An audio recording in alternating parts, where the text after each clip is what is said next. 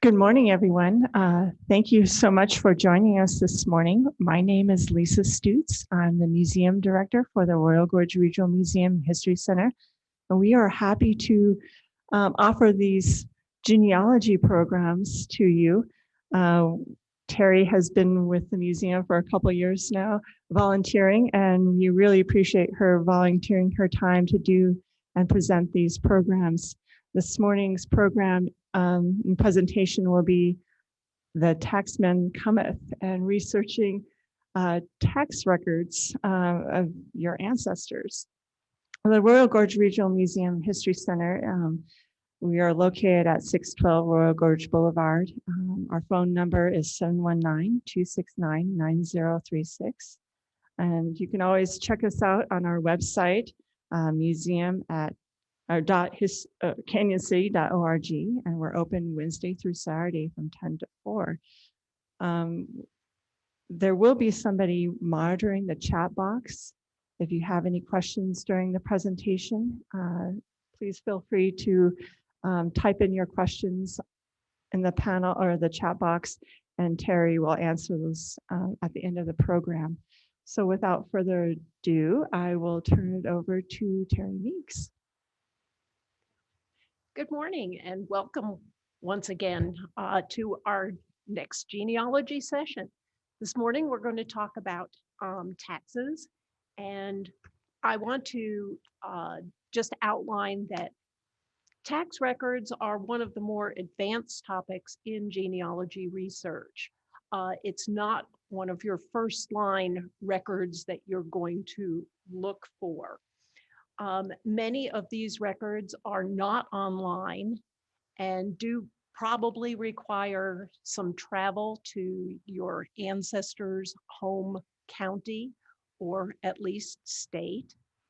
And they often need to be used in combination with other records. So without further ado, let's just jump in. Taxes have been around since the beginning of civilization, and virtually everything has been taxed at one time or another. The US records do date from colonial times. As early as 1634, a property tax was assessed by the colonists. And then once the Revolutionary War was over in 1789, tariffs on imported goods and excise taxes on specified goods were the main source of revenue for the government throughout the 1800s. By 1896, 14 of the 15 states were collecting property tax. Delaware levied tax on income from property, not the actual property itself. So these records bridge the years between the censuses, and they also predate the censuses in many cases. Many of these records are prior to 1790, the first census, and certainly even more of them predate the 1850 census, where every name was recorded. Taxes were levied by a jurisdiction, and those areas were either the town, the county, the state, or at the federal level. And as we said initially, everything has been taxed at one time or another. And we'll look at some of the things that surprisingly have been taxed. Let's first look at the types of taxes. We today are all very, very familiar, especially in the month of April, of the income tax. But these are the 5 primary types of taxes that have existed throughout the country's history. The first one is quatrains, and we'll go delve deeper into what those are. The poll tax, the real property tax, which is on land or real estate, the personal property tax, which can be levied on anything that essentially is movable, that is not attached to the land. There have been other taxes, taxes on roads, taxes on schools, and other things that municipalities need. And finally, in 1862, the first internal revenue tax was levied. Today, we fund services with our taxes, education, as mentioned, garbage collection, licensing fees. So we'll be looking at each one of these more in depth. Quatrents, or quit rents, are left over from feudal times, and it's when tax was paid to the grantor or the proprietor, or in most cases, the English crown, on lands that were owned by people. In the United States, they were prevalent in the mid-Atlantic and southern states, since many of the people that resided in those areas came originally from the Great Britain and the English monarchy. They ended with American independence in 1776. So we see here in 1704 some Virginia quit rents, and these are from the internet, but you will notice that it is an extracted transcription. These rents in particular for this listing were ones that were paid tribute to the king. And we see that they are in alphabetical order. So we'll discuss that a little bit further. We also see the county in Virginia that the people owned their acreage on, and the actual acreage that they had. There are also quit rents that were grants by the proprietors. So in this particular case, it's Fairfax and Culpeper, two very well-known names in the Virginia colonies. Here again, in alphabetical order, these are the years that the taxes were collected, the counties, and you'll notice that a couple of these have more than one number of acres.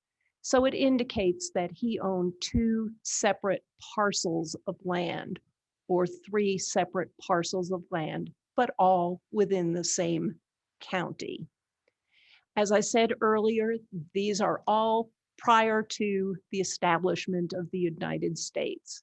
And most of these records are extracted at this point. The original ones may or may not still be in existence. We have poll taxes, or another name is a tithable or a head tax. And these two were widespread in colonial times. And essentially what this was each adult male in a household, regardless of whether they had income or what their resources were, they had a flat assessment just because they were adult males. The taxable age varied with the jurisdiction. In most cases, the age was between 16 and 21, frequently 16, 18, or 21 years of age. The age varied over time. So when you're looking at these, make sure that you know what time frame you're looking at and what the requirements were at that particular time. Older men, say between 50 and 60 years old, could age out of the tax. And veterans, ministers, paupers, and some others were probably exempt from these poll or head taxes. In some states, poll tax became a prerequisite for voting and registration to vote. When the 15th Amendment was initiated in 1870, the poll tax was used to restrict voting rights.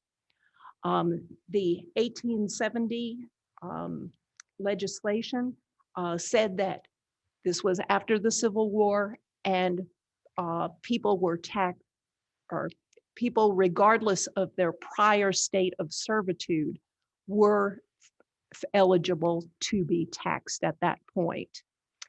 The 24th Amendment, ratified in 1964, abolished the use of the poll tax as a precondition of voting, and that was just on the federal level. It wasn't until 2 years later that the state elections abolished the poll tax.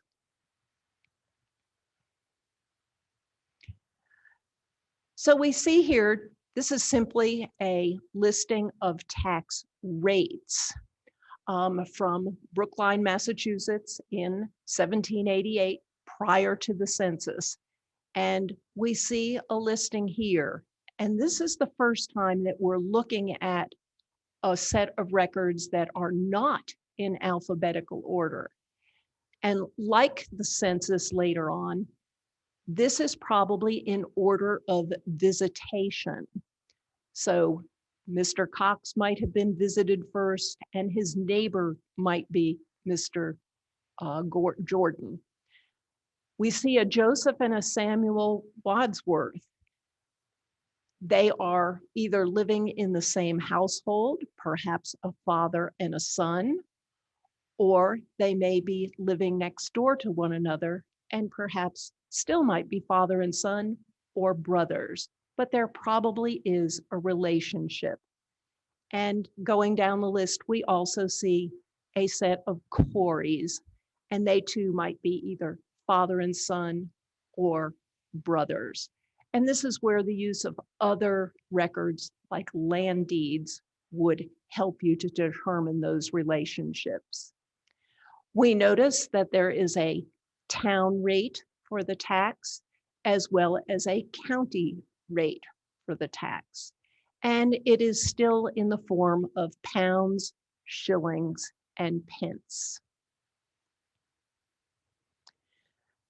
Jumping ahead much further, we see in 1906 a published work, a book that lists taxes paid in Watertown, Massachusetts. And these are poll taxes. So simply by being adult males, these men are being taxed. Here again, we get location, and the sorting is by location. At 35 Adams Avenue, we probably have a father and a son, a 70-year-old and a 42-year-old. Here again, we do have census information to back this information up. At 53 Adams Avenue, we have a George Shattuck, and he's 42 years old. Is he perhaps a stepfather, or simply the owner of the house, and maybe Ralph and Winfred True are boarding with him, or perhaps stepsons? Here again, census may help you to determine that information. Even much later, we're still paying a poll tax, but at this point, a $1 is being levied for this Mr. A.S. White, and it is for the support of public schools. We are all familiar with real property taxes or real estate, and it is based on the value of their land. Initially, they were levied on the person that was using the land rather than the actual owner of the land. And I realize that this is very faint, but this is a North Carolina militia district commanded by Captain Elisha Rhodes. And these are the taxes in 1816. We have census information at this point, between 1810 and 1820, we get the heads of households, but perhaps the tax records might yield more information for you. We get the name of each one of the people on the list.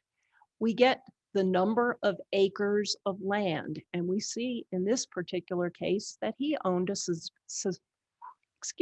sizable estate, and others own significantly less. What is the value of the property that they own? This column says wholesale stores, town lots. So this person owned, that's why the land is so much significantly less. He had a town lot.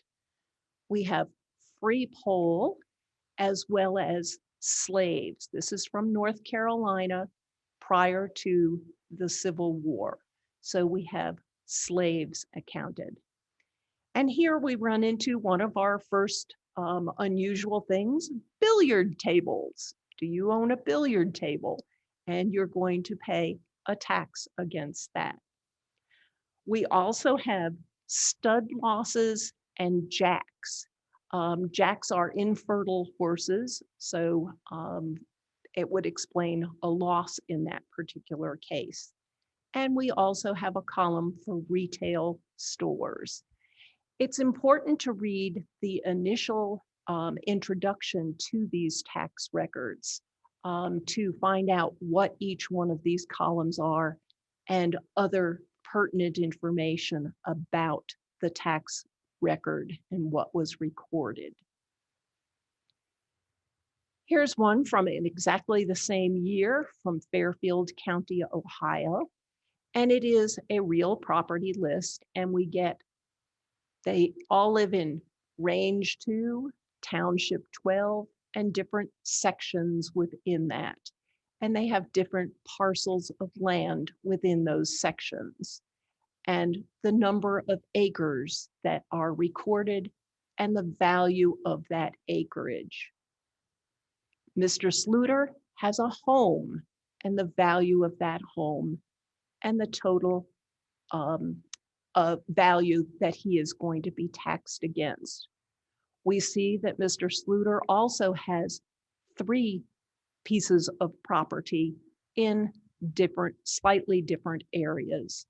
So he may be land rich and possibly poor. Moving forward, we have a San Jose, California real property tax. And this gives likewise a description of the property. If it were a lot and a block and a range, it would have that information filled in as well. But we move on to the next page and we find the value of the land itself. And then we have the value of any improvements. Does he have a house on that land? Or is it possibly a store that might be on that land? Personal property.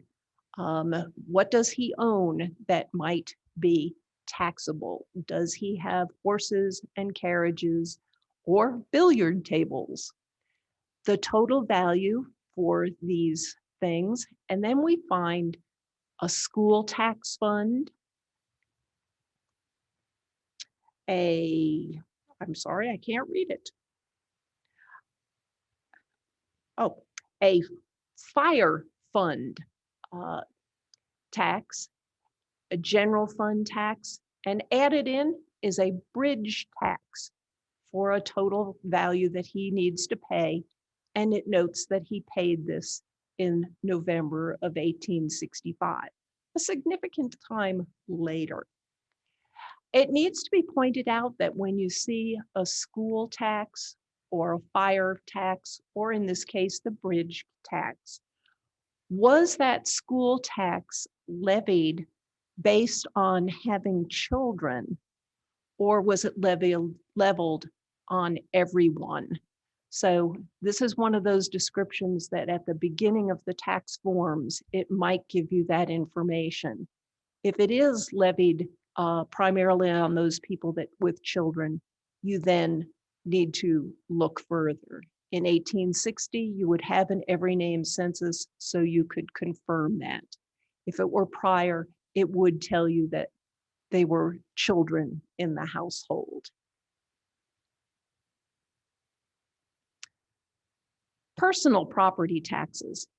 Here again, taxes were levied at either the town, county, state, or federal level. And they differed between different areas, and they differed with each year, perhaps.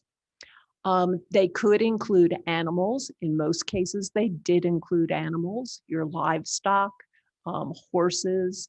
They might include carriages or other personal belongings. And they might also, prior to 1860 or 1870, they might include enslaved persons. If your relative was a landless man, he might be listed in a separate column titled inmates. And that simply meant that he was a tenant or a renter using the land, but had personal property.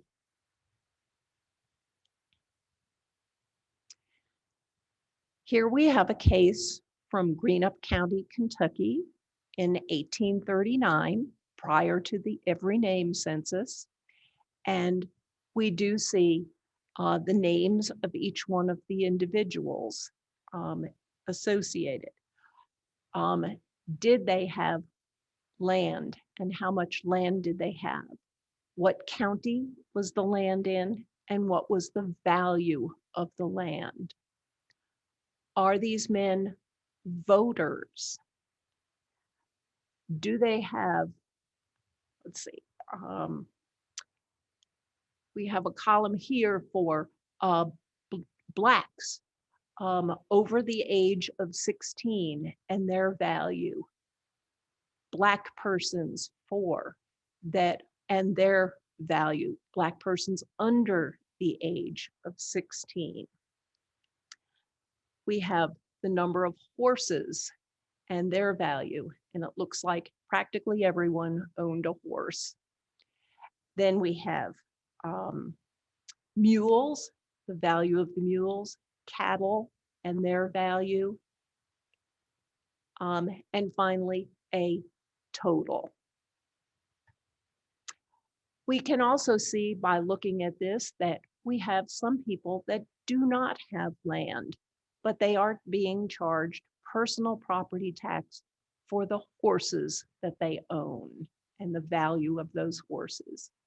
We also do see someone that owns multiple pieces of property, significant land holdings, and the value of that and the commensurate taxes that he must pay.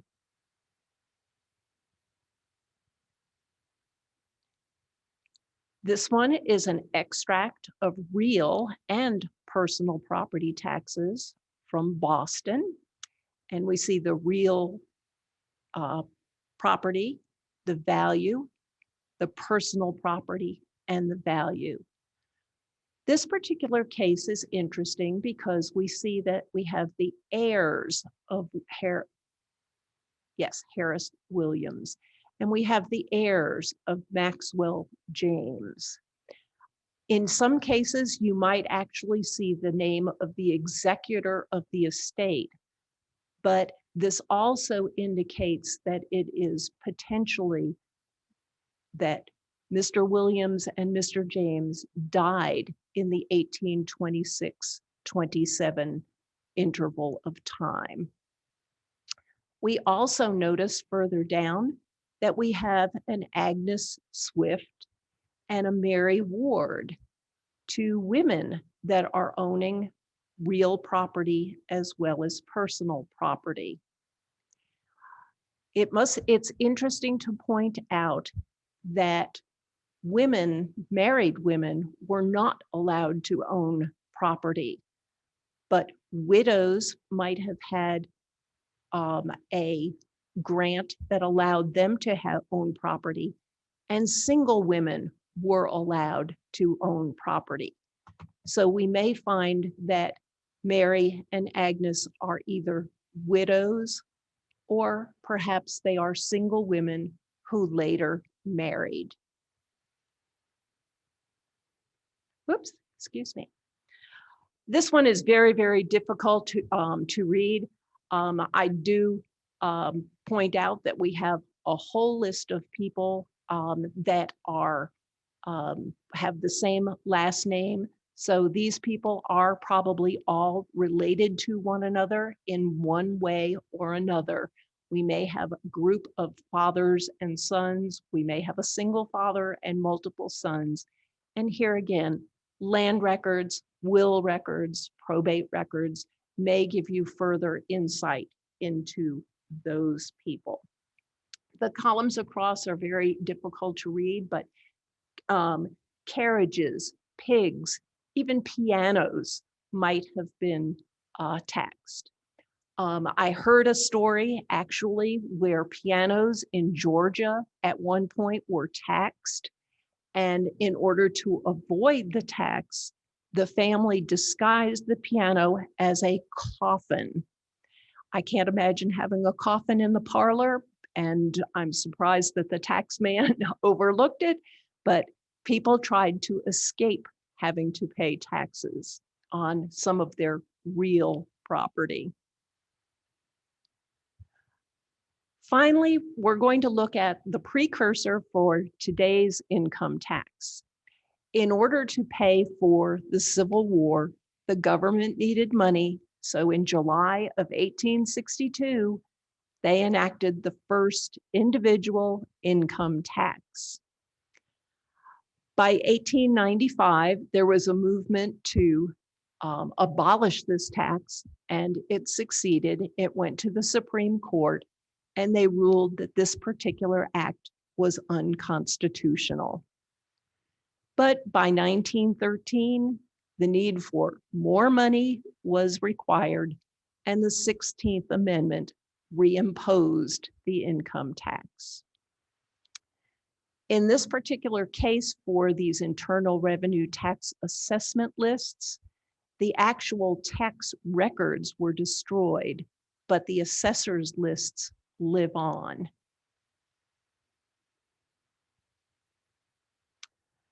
Here is an example of these taxes from 1862 in Saline County, Missouri. And we get an alphabetical listing. So we don't know whether this is in the order of visitation. We do not know whether these people are neighbors. It is simply a straightforward alphabetical list. What town they lived in within Saline County, what was their occupation? And since it's an internal revenue test, they are being taxed on their annual revenue. Following across, we find their various occupations and what they were being assessed for as far as their income. We see also that this gentleman owned a silver plate, and he is paying a 3% tax on that for $1.35. Here's a horse and a carriage, the value, and the tax percent. He's going to pay $1 for owning the horse and carriage. And here is a similar record from 1863, right here in Fremont County. Here again, alphabetical listing and where their residence was. It's surprising to me that the residence is listed as Denver or elsewhere, the Lower Platte, when the tax is being levied for Fremont County. We have the income and the valuation of that income, the percent of the tax, and the amount of the tax. We also have fees for licenses. Here, this gentleman was a manufacturer. We have a commercial broker and a retail liquor broker, and the taxes for their licensing fees. We also have the possibility of enumerated articles. And here again, most people had, or many people had carriages and horses, and they were assessed a value, a rate of taxation, and it was added to their total amount due.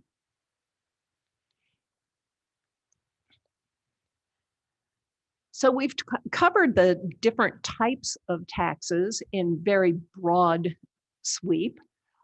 Where do we find these records? Our normal go-to sources of ancestry and family search do have this information. In both of the cases for these, I would recommend that you use their respective card catalogs. In Ancestry, I went to the card catalog and I entered tax lists and came up with several examples. There are, in Ancestry at least, there are 84 different databases that have tax records, and we'll talk about those a little bit more. The Internet Archive. Archive.org is a source of books that are out of print. It does have census data. And here again, by simply entering tax lists, you might be able to find a published book that has those. The Digital Public Library of America, and this is their website address, does have these. As I mentioned earlier, many of these records are not online. At the county and state level, in most cases, they have been turned over to state archives or state libraries that will retain this information. Many of the local town taxes, because of space considerations, have been discarded. Local genealogy and historical societies may also publish lists of tax records. So these might be places for you to look. As I mentioned, I went to the card catalog on Ancestry and typed in simply tax lists and came up with a listing. They do have approximately 84 databases, but some of these are for other areas outside of the United States. If you have a relative in the Danish West Indies, you might be able to find something. Here again, those US IRS tax assessment lists from 1862 all the way up to 1918. That is a significant collection, but it is very late in the game. The one place that this might be very, very helpful is in the intervening years between 1880 and 1900, when the 1890 census was burned. So this might be a valuable source of information for your ancestor in that particular time frame. You'll note that many of these are organized either by state or by county, and they do, in many cases, predate at least the every name listing in the census. By the same token, looking in the catalog, the card catalog of Family Search for simply taxes or tax lists, you might be able to find them. This is that same US Internal Revenue Assessment list, but they only have a 12-year span of these records. And they are, in this case, they are browsable. They do not have a searchable database like Ancestry does. The books, the out-of-print books or out-of-copyright books that are digitized on archive.org. This happens to be a tax list from 1746. And you'll notice that here we have, in order of visitation, the list of names, whether they're paying a poll tax, a real tax, or a personal property tax. And it's still in pounds, shillings, and pence. The digital public library, in a similar fashion, has books. This is from North Carolina. And here again, it will be browsable, not necessarily searchable by name. There are numerous pages for the book, and you can just click on the page that you want to display and see the tax records, excuse me, that are listed for them. As I mentioned earlier, it's very important to read the description at the beginning of the tax records. On Ancestry, on Family Search, they will print this description, and it will give you not only the column headers that might be used, but it will also tell you and describe the arrangement of the information that is contained therein. What actually is going to be taxed? What is the source of the information? So that if they have a limited year span, where they got the information could help you provide a point of contact as to where to get more information for the years that are not apparent on their database. The kinds of taxes, it will also list any limitations on the record set, that it only contains a partial listing of the years that you might be interested in. And for those that are at the state level, hopefully it will give you a listing of the counties. Prior to 1800, many of those counties are going to divide and subdivide. County levels did change. So you want to look at that county listing to find where your people match up with the tax list. They may be listed in one county where they paid their taxes, but their land might be in a different county. So those are important considerations to take into account. As we've said earlier, they are organized by state, then county, and by year. And this is something that is annual every year.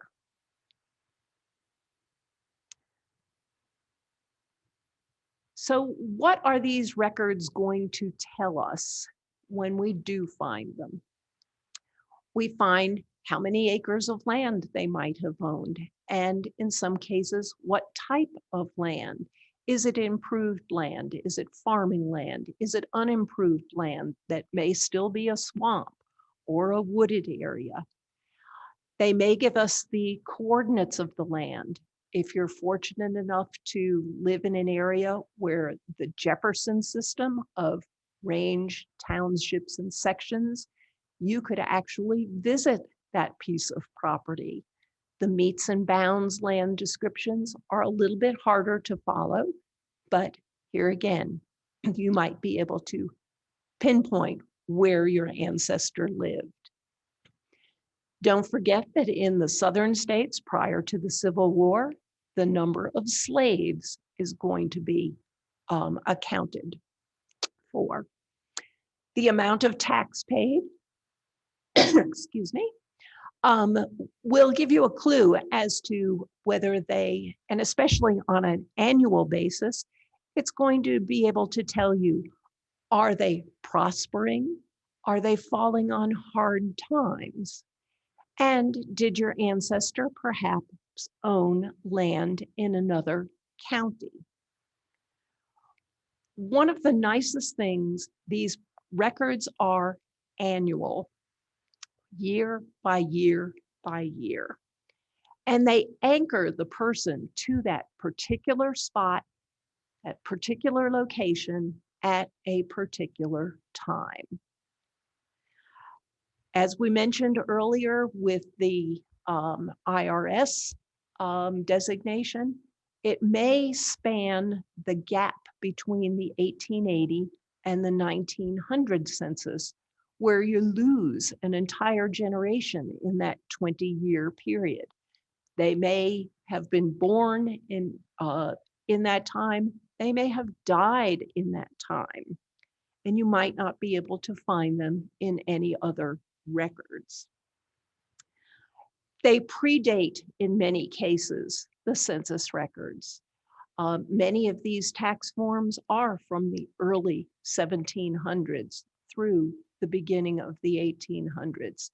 They definitely predate the 1850 census, where every name is recorded.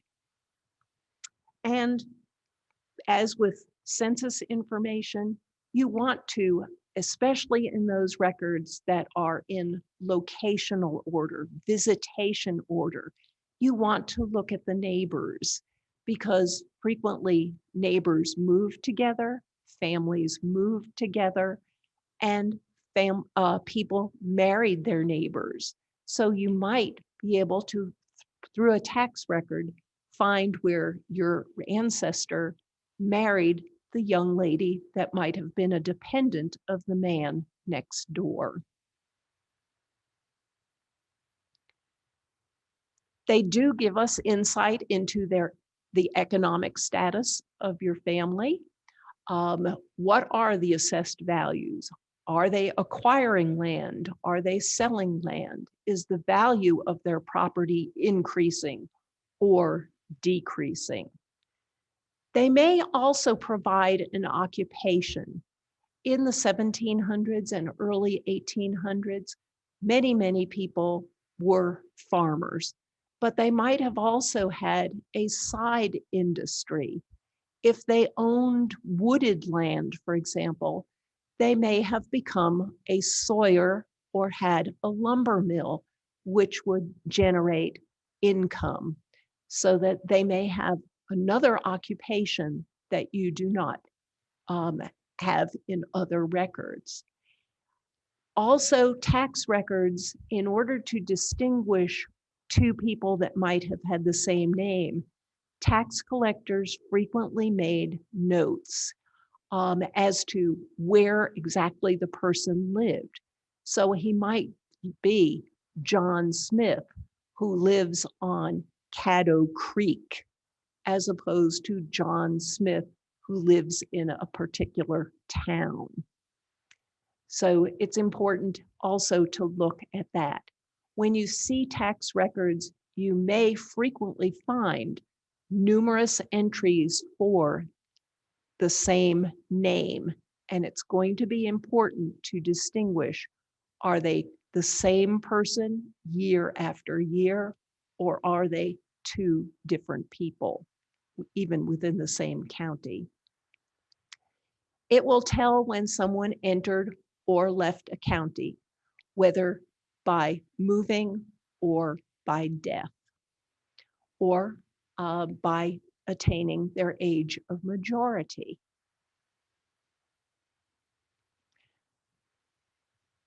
This is where you need to put on your thinking cap, analyze information, and perhaps bounce the tax records off of other important documents like land records, will records, etc. They can tell you the year of birth. If you're working backwards, like we do when doing the census information, you might have your ancestor, and you go back and find that, okay, in 1850, he was 30 years old. In the tax records for the previous year, he's going to be 29, 28, 27. When you get to the earliest year and he suddenly disappears, that might tell you the year that he was actually born. You're not going to have a birth certificate at this particular point in time, so this might be a valuable piece of information. One warning is that it might be an approximation of the year of birth. Nobody liked to pay taxes, so when a young man turned 21, or the age of majority for that particular community, they might have waited 1 or 2 years before he became fully known to the tax man. So it's an approximate year. We've mentioned already that the age of adulthood was somewhere between 16 and 21, and it might have changed numerous times over the years. A previously unlisted male, here again, we're working backwards, might appear next to someone with the same surname. And in this case, you might be able to get a father's name that might have passed away in the intervening years. You may also discover the year of marriage. A single man is going to be listed in a separate column from the heads of households. So when he moves over into a heads of household, it's a good clue that he has gotten married. The year of death. Did an individual leave of the county because of death? Did he age out, or is he moving? Here again, looking for a will. In some cases on the tax records, you may get the name of an executor of the estate, which will indeed point you to a will. We have seen an example where you do find women. As I said then, married women were not allowed to own property on their own, but single women and widows were, and you might find a maiden name. These records need to be cross-referenced with known census data, even for those years 1790 to 1840, land deeds, county histories, wills, to find other pertinent information that's going to corroborate your story. In the census, you may work backwards and you may run into a brick wall. Is there a tax record in that particular location for your particular family? Are there land sales records or acquisitions? When did your people move into that county? When did your people sell and leave that county? Is a son coming of age, and is his father going to give him some land, sell him some land? And in those cases, you're going to be able to get the father's name as well as the son's names and the link between them. Is there a county history or a city directory that might shed light onto families with the same name? City directories started as early as 1816, so you may be able to find a corroborating piece of evidence that will help you to establish the relationship. County histories and even gazetteers, which describe the community that they are writing about, frequently have paragraphs about early settlers in the community, who they married, who their children were. So you might find corroborating evidence there. Are there wills for people with the same surname? These will help you to include or eliminate families. And by all means, make note of those that you are eliminating because you don't want to research them again. If your family was fortunate enough to have a will to own property, whether real or personal property, the wills usually do stipulate who they want the property to go to. In some cases, fathers may deed land to their children prior to their deaths. They may become too old to work the land, so they may be selling off portions of their land, and they will not appear in the will, but those who moved away or didn't get land may also be identified. If you're fortunate enough, and I say that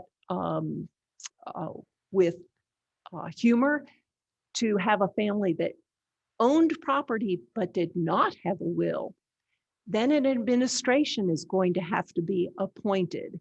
They are going to have to locate everyone that has perhaps some form of where your ancestor had some form of indebtedness, and these people are owed money. They are also going to have to identify all the people that might have a claim to any portion of the estate. So there may be more information actually if there's not a will. The drawbacks, as we've discussed, are these are not easily accessible online. Many of them are browsable. Some of them indeed have been indexed. Tax laws vary by jurisdiction, and over time, the laws changed every so many years. Things were taxed at one particular time, but once that bridge was built, they didn't need to do a bridge tax. So, and in many cases, they may simply be an index or an extraction, and you would have to go and travel to where the state archives are for your individual folks. We're going to wrap up with a little bit of humor, some taxes that perhaps were not the most popular taxes at the time. Yes, windows. As early as the Revolutionary War and shortly thereafter, to pay for the war, Virginia enacted an emergency tax, which lasted for 3 years, that covered the number of windows that you had in your house. And it wasn't just the number of windows, it was the pieces of glass. Each pane counted. So we see only 2 windows here, but there are 16 panes of glass. So a considerably different tax levy. Pennsylvania did the same thing in 1798. However, they only taxed those houses that had a value of more than $100, and they taxed the windows and the panes of glass. We have a reenactor here that's holding a skin, and sure enough, we find that in Ohio, when Ohio opened up for settlement in 1803, apparently the folks decided that the state was overrun with squirrels. They were eating the crops in the field. They were getting into people's stores, storehouses, and eating the grain. So they were deemed very destructive. So in 1807, they levied a tax on squirrels, or they levied the tax on the property and the personal possessions. But in order to pay it, you had to bring it in a quota of squirrel scalps along with your payment. You could get a $3 reduction in your taxes if you brought in 100 squirrel pelts. If you brought in more, you didn't get any more off. But and this lasted for approximately 4 to 5 years, and they realized it was a losing battle. And many of you might remember, I certainly do, getting decks of cards for many years, and they had a stamp wrapped around the seal of the package. Initially, these were tax stamps. Starting in 1864, manufacturers were allowed to have a private die tax stamp. And this tax lasted until 1965. It ranged from 2 cents to 13 cents for a deck of 52 cards. And after it was repealed, manufacturers did continue to use stamps, but they were stamps of their own design and simply to seal the package. So with that, we'll open it up to some questions, and I'll advertise our next session on Saturday, May 15th, where we are going to look at our Civil War ancestors and see what kind of records, military records, they left behind.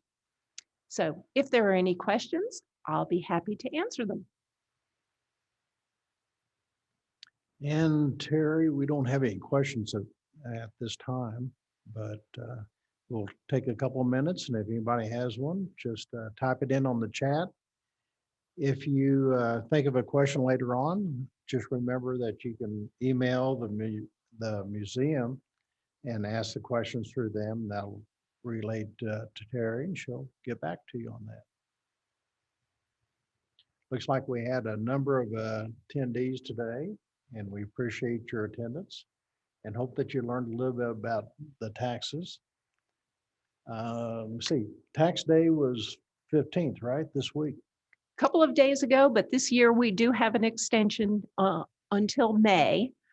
So hopefully everyone has gotten their income taxes taken care of for this particular year. And as a side note, the National Archives does have a lot of tax records also.